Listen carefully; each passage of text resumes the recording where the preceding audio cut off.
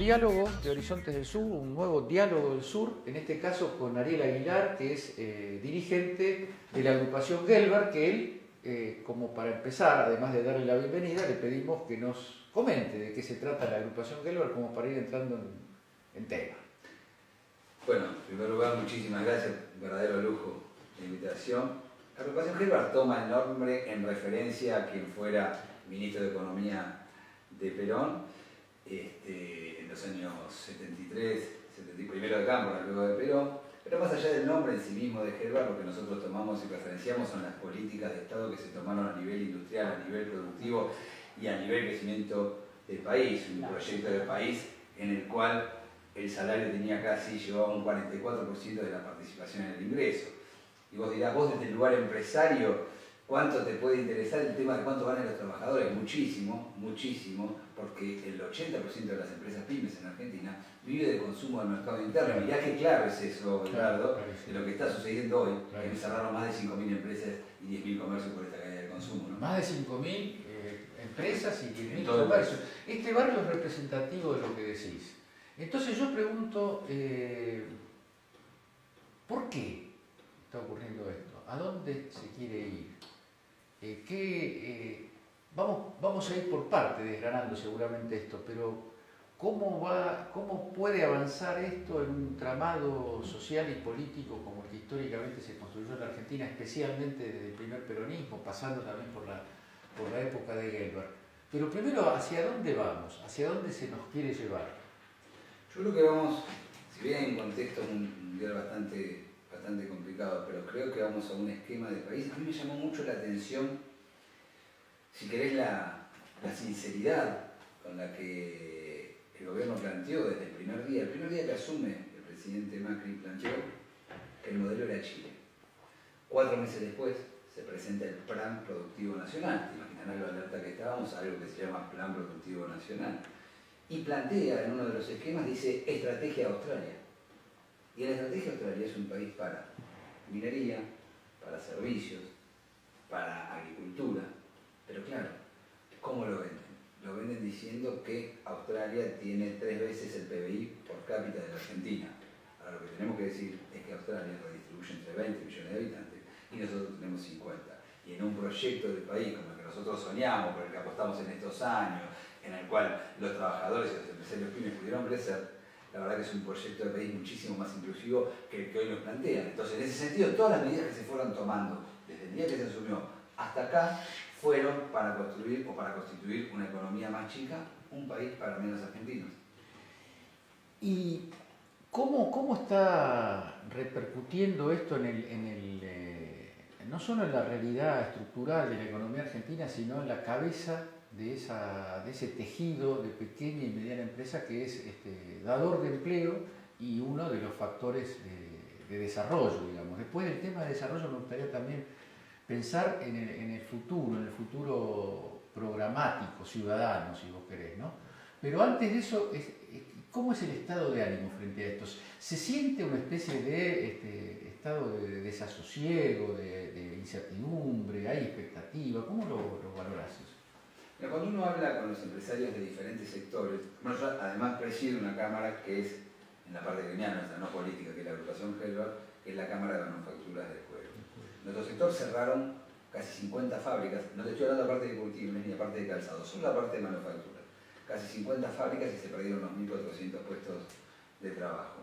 Ahora, cuando uno esta realidad sucede con sectores, sobre todo, mano de obra intensiva, textil, calzado, marroquinería, parte del metalúrgico. Hay sectores que por ahí han empezado a reactivar un poquito, sobre todo los ligados a la obra pública, que es donde ha apuntado este gobierno, o los ligados a la agroindustria o los ligados a la energía. Ahora, la mayoría de los empresarios que componen OSEGERA, que es la confederación que agrupa todas estas cámaras, la realidad es que sí, lo ven con incertidumbre, lo ven con pesimismo, pero está esto de la, digamos, de la voluntad y de las ganas de que las cosas vayan mejor y esa esperanza, una esperanza que cuando a nosotros como dirigentes nos cuesta traducir a partir de las medidas políticas que se van tomando. A ver, yo puedo tener todas las ganas del mundo de creer y de pensar que va a ir mejor, pero las tasas siguen en un 27%, por lo cual me encarecen el crédito y me enfrían el consumo. Las tarifas me suben y me siguen sacando poder adquisitivo a la gente en un mercado interno como el que tenemos. Suben los alimentos. Cuando me dicen a mí, ¿te preocupa el tema de la inflación? Por supuesto me preocupa la inflación, pero lo que más me preocupa es la inflación en alimentos y los aumentos de tarifas para la sociedad. Porque eso quita poder adquisitivo. Pero por supuesto, y lo que pasó en este tiempo, y esto explica los cierres de fábrica, y esto explica los despidos.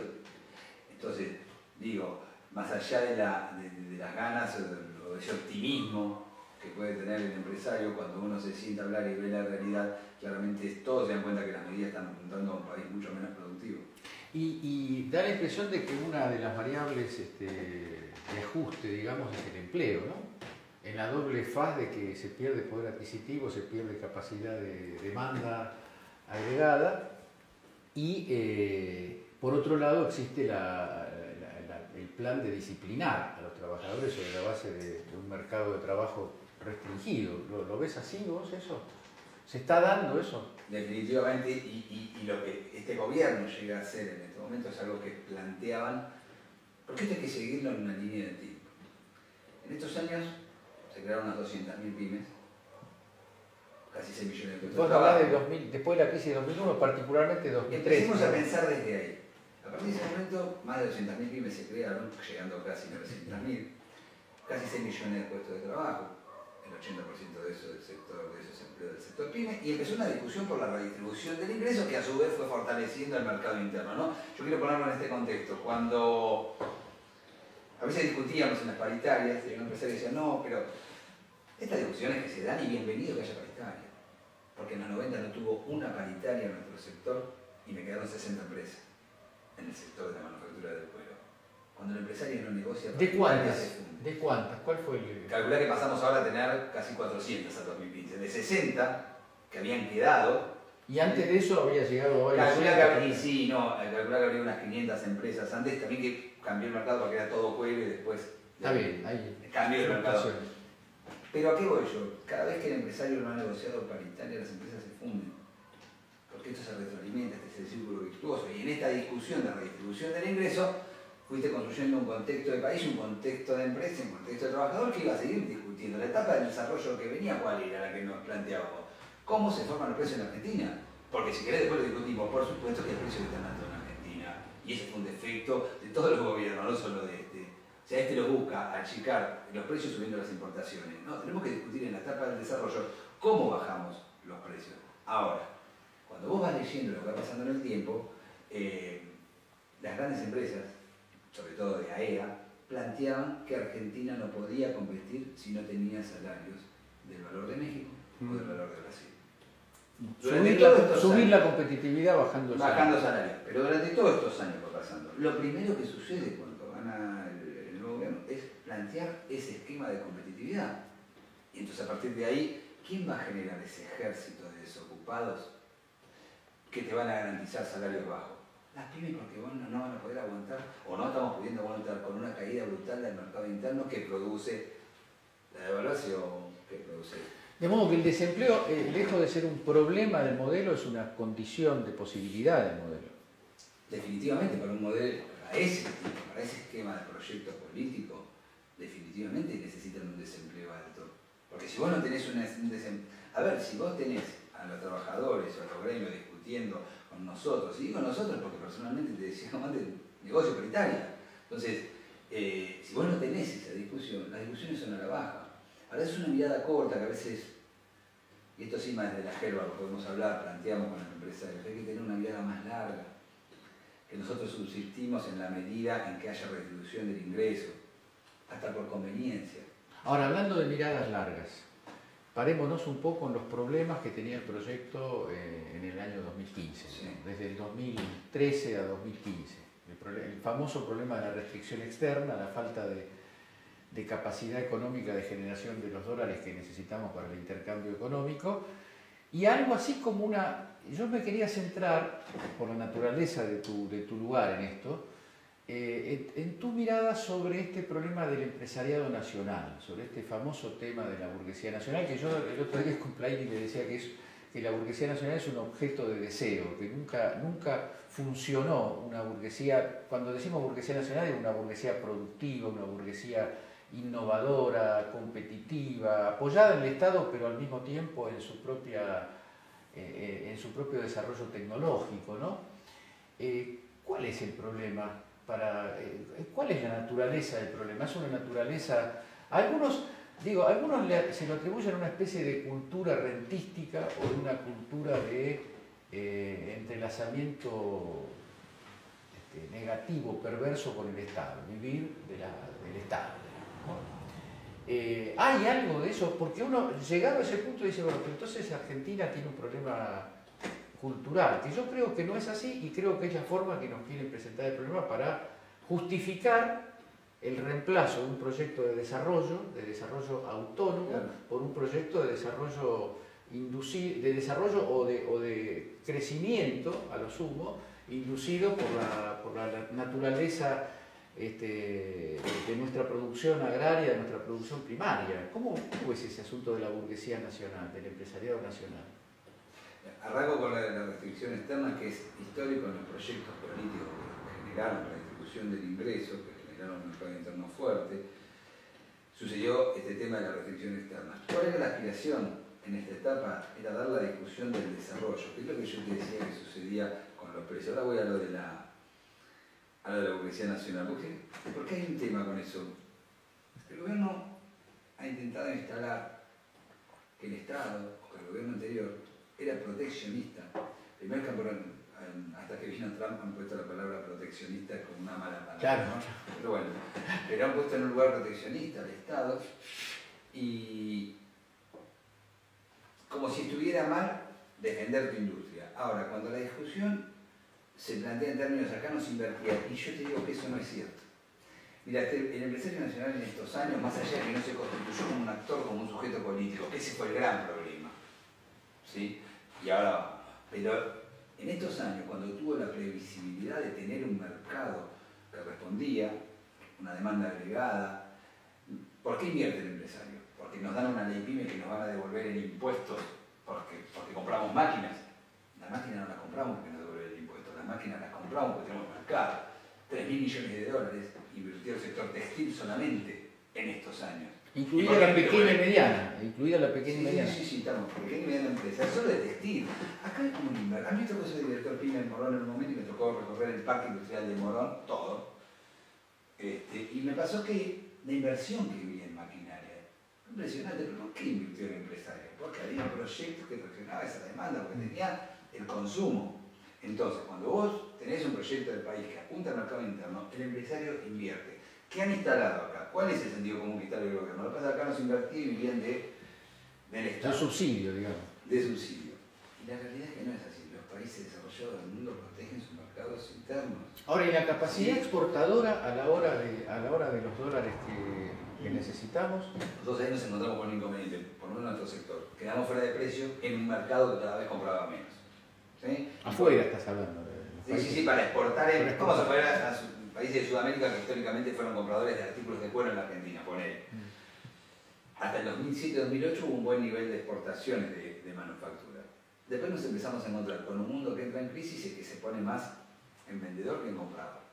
Y nos costaba ser competitivos justamente por esto de la estructura de costos que hablábamos. Ahora me decís, vos te planteás ganar competitividad en el exterior, ajustando salarios, teniendo salarios como Brasil. No, porque además la exportación es una pata, vivimos en el mercado interno. O sea, no nos cierra por ningún lado ajustar, ganar competitividad ajustando por ese lugar. Ahora, sí hay una discusión para dar el desarrollo que no llegamos a dar, y que es cómo se forman los precios en la Argentina, cómo es la carga tributaria, porque acá es cuando... claro, en lugar de concentrar en la composición salarial del costo, concentrar en la... Todo en el eslabón. Tengo que hablar, a ver, en la cadena de valor del cuero, vos tenés los cueros, pagamos los cueros a nivel internacional. Somos rehenes de 5%. Y esto pasa con el aluminio, pasa con el acero, pasa con los sectores concentrados de la economía. Entonces vos tenés formación del precio en el inicio de la cadena de valor. Después tenés toda una etapa, vamos a poner, de intermediación, pero además hay que detallarla. Porque viste cuando hoy plantean, hace falta una reforma impositiva y se empiezan a mezclar las cosas. Yo lo quiero llamar, que lo que nos faltó a nosotros y que este gobierno no va a hacer, es una reestructuración tributaria. Porque plantear una reforma impositiva en los términos que plantean las grandes empresas, lo que está implicando es pagar menos impuestos. Y si se pagan menos impuestos, tenés menos hospitales, tenés menos... Digo, vivimos en esta sociedad. Si hace falta una reestructuración tributaria, no puede ser que bienes personales sea el impuesto que menos recauda. ¿Está claro? Claro. Sí falta segmentar al universo. Es decir, más impuesto a las empresas que a los empresarios. Pero aparte, no, por supuesto, pero además hay un tema que me gustaría tocar, que es el tema de pensar cómo no se ha hecho acá una segmentación del universo empresario y del universo pyme. Mira, Carlos, por ejemplo, una empresa que factura 20 millones de pesos, textil, ponele, y tiene 50 empleados, paga los mismos impuestos que un importador que factura lo mismo con 3. Entonces, no se entiende cuando hablamos de una reestructuración tributaria.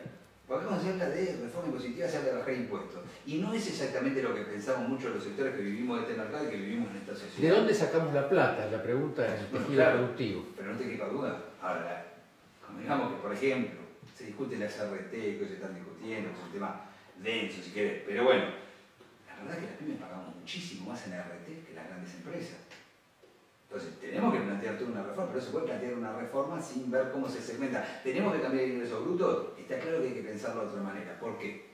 Porque te llega con toda la cadena de valor el ingreso bruto puesto como está hoy. Esto sí hay que discutirlo. A ver, compro el cuero, el del cuero paga el ingreso bruto. Produzco el producto, paga ingreso bruto. Llega al comercio, paga ingreso bruto. Entonces, vos hiciste toda una cadena que sí que la tenés que discutir. Que esto no quiere decir pagar menos impuestos, ¿está claro? Pero entonces vos tenés que discutir la parte de concentración, la parte de impuestos, la parte de los bancos. ¿Vos decís que el ART le sale más caro a la pequeña empresa? Definitivamente. ¿Cómo se produce eso?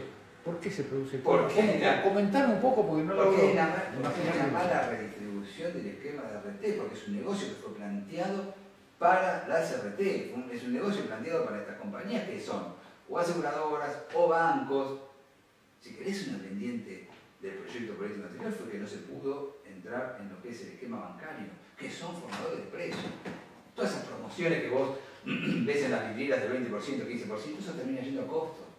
Y ahí intervienen los bancos. Entonces sí que había una discusión que dar. Con respecto a las ART, mira, nosotros pagamos a lo mejor, ¿no? Una pyme entre el 5 y el 7% de tu masa salarial, vos pagás de RT. El RT para cuidar a la gente está perfecto. Una gran empresa paga el 2% a lo mejor, ¿sí? Porque tiene más empleados, por lo que sea. Pero además, lo que sucede con el esquema de RT, como está pensado en nuestro país, es que no previene. Y además no es solo que no previene, hay que pensar en una ley de prevención del riesgo de trabajo. Una ley de las condiciones de trabajo. Exactamente, pero además de eso, vamos a suponer que un empresario pyme dice, bueno, hay que pagar esto, no pago el 7, pago el 10 para asegurarlo. No hay nada que le asegure que igual no vaya a tener un inconveniente o un juicio. Porque no están creadas las condiciones. No, porque además, como está dada la ley de RT, la RT paga hasta un determinado momento. Y el trabajador, como el lógico, dice, no, a ver, me corté el dedo, vale mucho más. Después también es un juicio en la empresa. Entonces, no es como el seguro a lo mejor de tu casa o de algo, porque dices, bueno, yo pago y estoy asegurado para cubrir. Aunque pagar el doble tampoco está cubierto. Y no se está trabajando sobre una ley de prevención de accidentes. Vos decís entonces, volviendo para atrás, que la refutación de esta idea de que la condición para mejorar la competitividad externa es la baja del salario real, la discusión hay que concentrarla en la cadena de valor, en la formación de los precios. La competitividad hay que discutirla en todo el esquema de la cadena de valor y no en la parte de los salarios. No es ¿Y qué lugar ocupa el monopolio ahí? Bueno, Techín, por ejemplo, la producción de acero y eso. Ahí estás hablando más que nadie porque tiene la concentración, pero eso lo tenés en el acero, en el aluminio, en el cemento, en el cuero, como yo te nombraba antes. A ver, la concentración es básica porque te forman los precios. Vos dependés de ese insumo, entonces son formadores de precios. Entonces, si hay algo que no pudo, no llegó, o que había que discutir en etapa de desarrollo, era trabajar sobre estos monopolios que concentran sobre todo los insumos básicos que hacen a los valores de una economía, ¿no? Entonces, digo, esa era la discusión que me parece que faltaba, o que no se llegó a dar, que era de cómo se forman los precios en la Argentina. A mí me decían, me acuerdo, ¿por qué un jean es caro, mucho más caro que un Chile? Hay que darte una explicación de por qué. Parte de la que de la cadena de valor. No sé. Ahora, ¿yo te regalo la mano de obra? ¿No le ponemos el costo de la mano de obra? Igual esté más caro que Chile. Porque no está ahí la formación de precios. Nosotros decimos, las fábricas, hasta la puerta de la fábrica, son competitivas, hablando de los aviones blancos como deben ser y demás. De ahí en adelante empieza todo. La cadena de comercialización y más de por qué un jean a lo mejor llega a 1.500 pesos, 2.000 pesos una vidriera. Entonces, esto era lo que teníamos que discutir. Cómo se formaban los precios en Argentina y cómo ganábamos competitividad estudiantes trabajando en la cadena de valor. Ahora, ¿es una decisión política hoy priorizar la economía? Sí. Sí, porque el proyecto es exportar, en el caso nuestro, más cueros que manufacturas de cuero.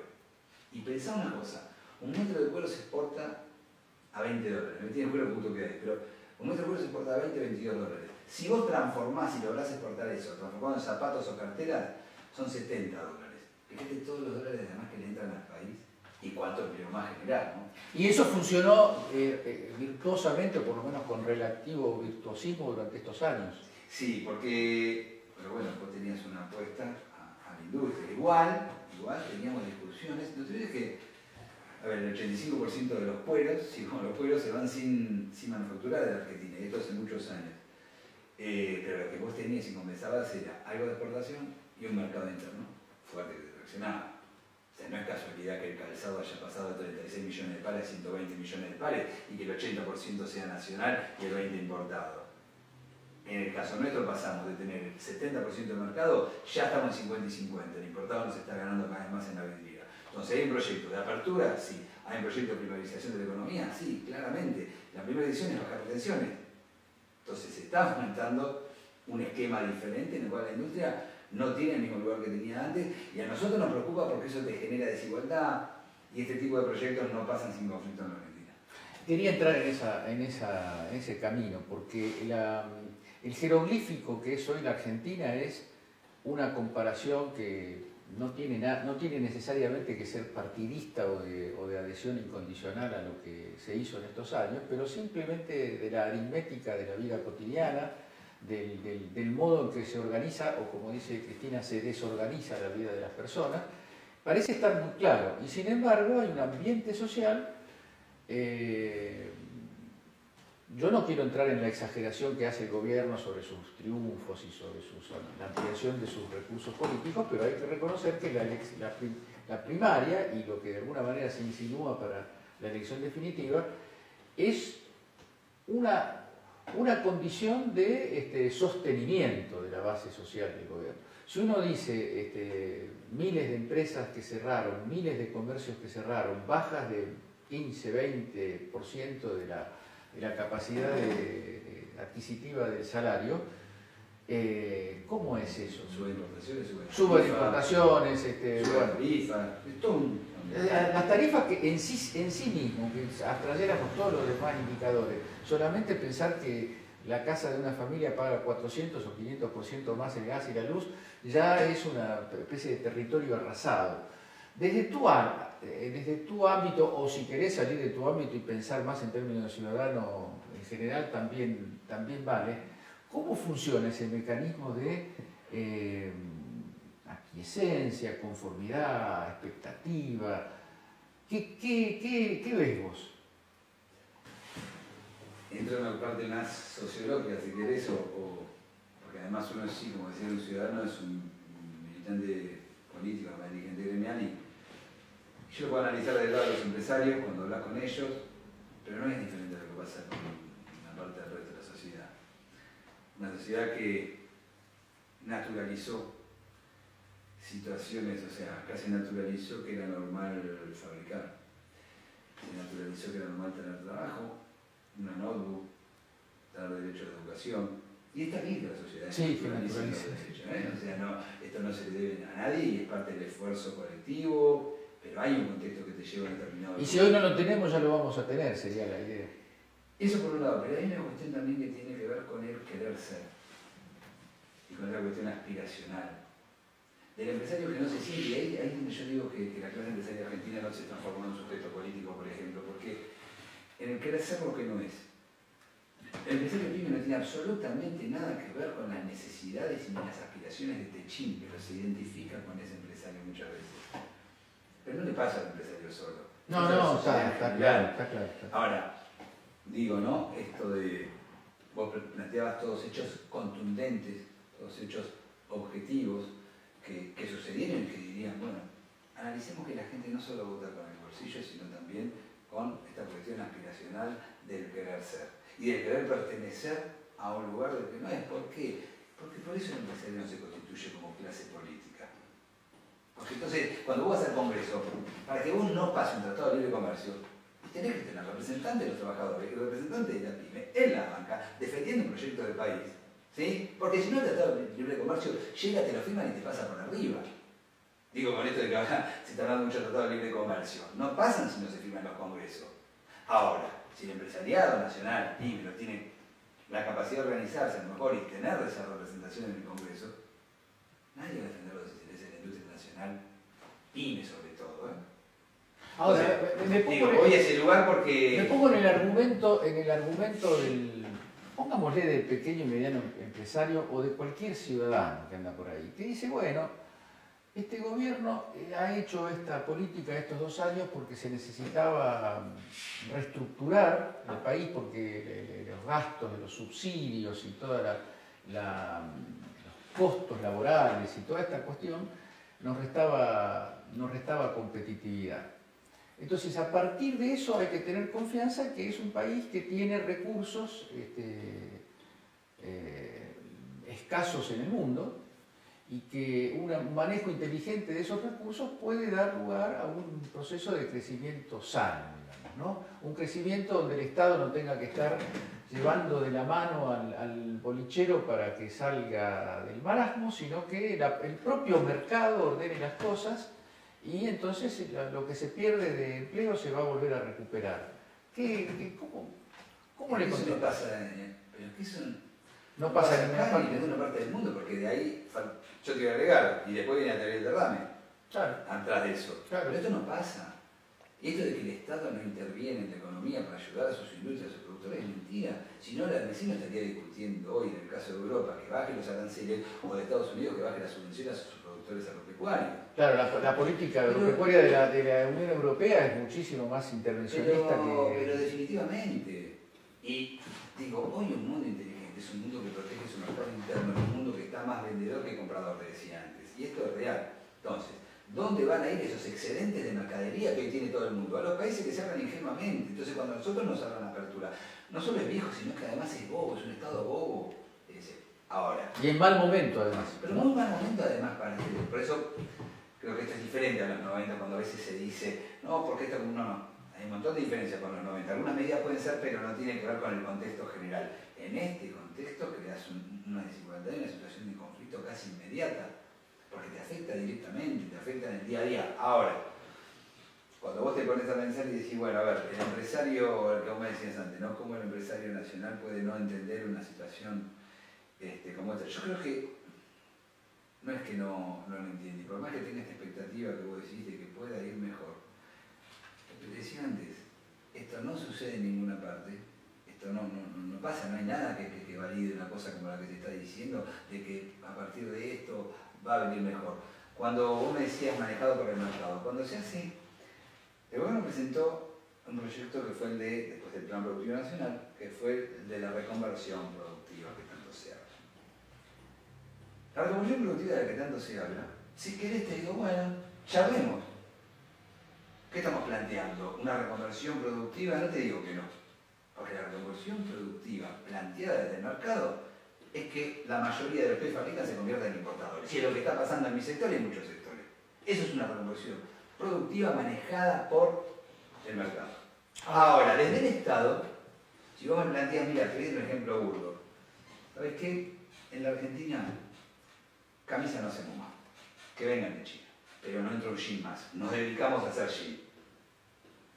El Estado interviniendo para que no entre un jean más, entren las camisas. Entonces vos me planteás, che, tenemos el industria textil, tenemos todos estos puestos de trabajo, ¿cómo lo conservamos? Y nos conviene hacer el jean. Eso es una reconversión productiva manejada por el Estado. Fui un ejemplo burdo para que sí, está perfecto. Entonces no te digo que no entren las camisas, pero entra un jean más. Entonces vamos a fabricar jean. Manejada por el mercado te crea desigualdad y todo importado. Hablame un poco de la mitología del área Pacífico, de Perú, de Chile, porque la respuesta estándar a esto que vos decís, en ningún país del mundo funciona, en ningún país del mundo, lo dice el Papa también, ¿no? El derrame no, ese derrame hacia las capas populares no se ha dado en ningún país del mundo, no se ha dado nunca en la historia. Ahora, el mito Chile, el mito Perú, sociedades estabilizadas, sociedades que incluso han sostenido un régimen democrático con altibajos muy fuertes desde la década de los 80. ¿Qué tenés para decir sobre eso? ¿Puede ser una perspectiva para nosotros parecernos a Chile y a Perú? No, definitivamente no es el modelo. Bueno, yo te decía antes, más que fue la primera declaración, es que quería ser como Chile. Y lo primero que era otra cosa. No es un. A mí me ha tocado ir a vender a Chile, y esto lo hablamos con los empresarios. Hay pocas sociedades más desiguales que en Chile. Cuando uno va a Chile, camina por Providencia, camina por Bellavista, camina por las zonas del centro. Ahora, cuando vos te alejás un poco, la desigualdad que tenés en Chile, en Perú, hay que creció al 7-8%. ¿Qué es el crecimiento? En los 90, yo creo que allá por el año 94, 95 se crecía 5 o 6%. Acá no se trata de cómo crecer, de qué manera crecer. Y hay pocas sociedades más. A ver, Perú ni trenes, ni subte. Estamos en sociedades muy desiguales. Ese es el modelo de país. Un país para la mitad de los habitantes que tienen. Entonces no es el proyecto de país. Y además, las realidades son totalmente distintas. Primero, porque Argentina, a ver, para imponer un modelo económico en la Argentina tuvieron que matar a 30.000 personas. ¿Está claro? O sea, Argentina es una sociedad que tiene una reacción, una organización. Por la Argentina, nos guste o no, algunos dirán para bien o para mal, ha pasado el peronismo. Estaba pensando exactamente eso. O sea que nos quieren llevar tanto en el terreno de la estructura económico-social y de la conformación de las clases sociales y del nivel de vida, tanto como en la organización sindical, la organización gremial y demás, al preperonismo.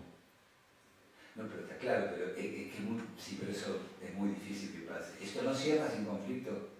No hay forma que cierre el conflicto en una sociedad como la nuestra.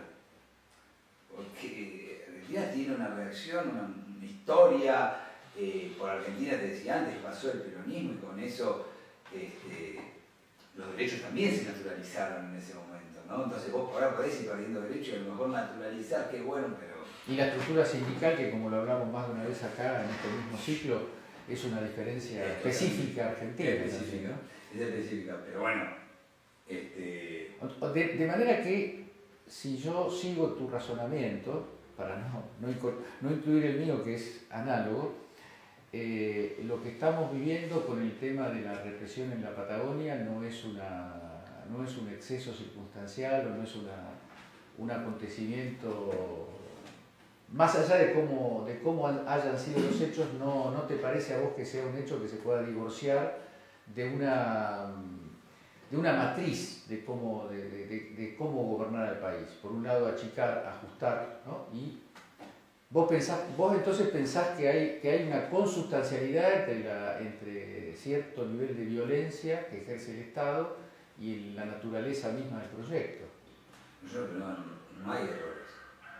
No hay errores ni en la concepción económica inicial, en la cual lo primero que se hace es abrir las importaciones, eliminar todo tipo de restricciones cambiarias,